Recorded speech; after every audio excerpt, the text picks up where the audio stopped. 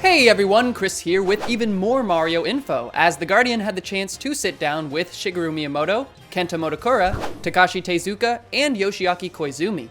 So we're gonna go over some of the highlights, and a special thank you to Go Nintendo for bringing this to our attention. Now this might all sound familiar, because last week we covered a similar interview these four developers had with the Washington Post. Well, this one contains even more behind the scenes info on Mario over the years. We'll cover quite a bit here, but feel free to check out the full interview in the description below. So let's check it out.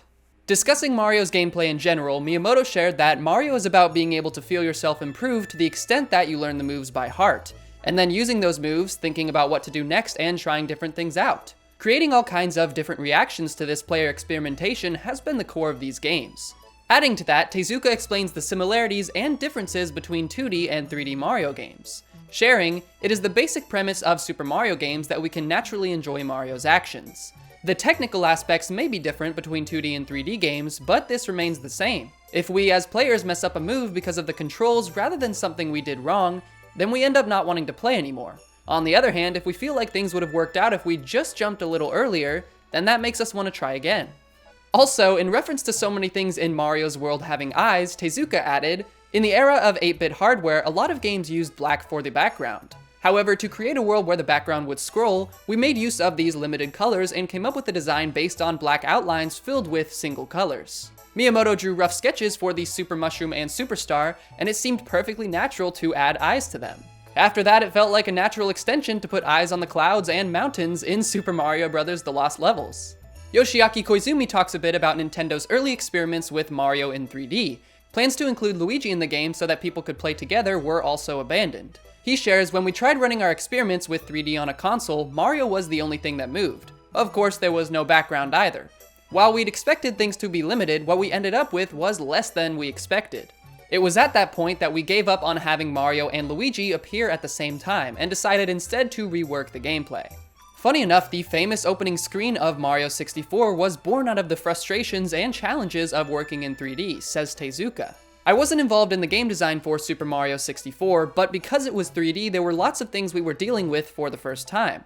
While we were struggling with that, Mr. Miyamoto said that he wanted to make it so that players could play outside of the game itself with the model of Mario's head that a programmer made, letting them rotate it or pull its nose. The Guardian article also shares that around the time of Super Mario 64's development, Miyamoto took up swimming and became very enthusiastic about it. If you've ever wondered where Mario's breaststrokes come from, now you know.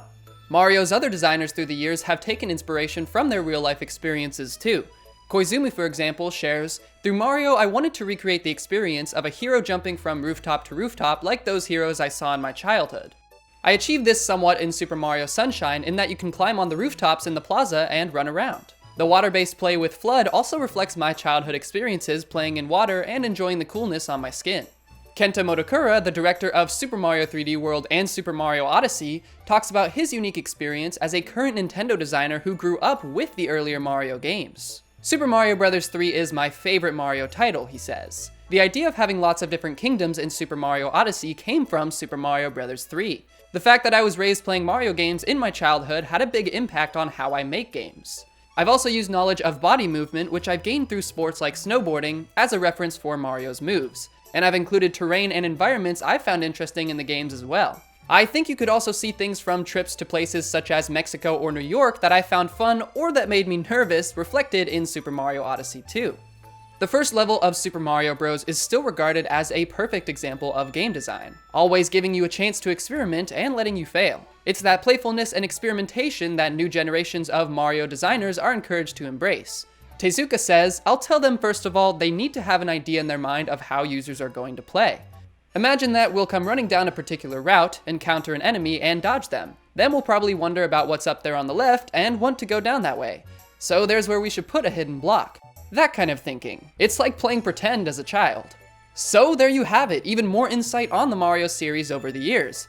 With all the celebrations surrounding Mario's 35th anniversary, it's awesome getting to learn more about things like Luigi being scrapped from Mario 64, or the influences behind Mario Sunshine and Odyssey.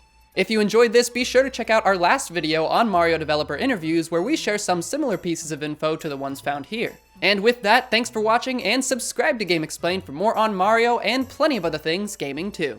Until next time, bye!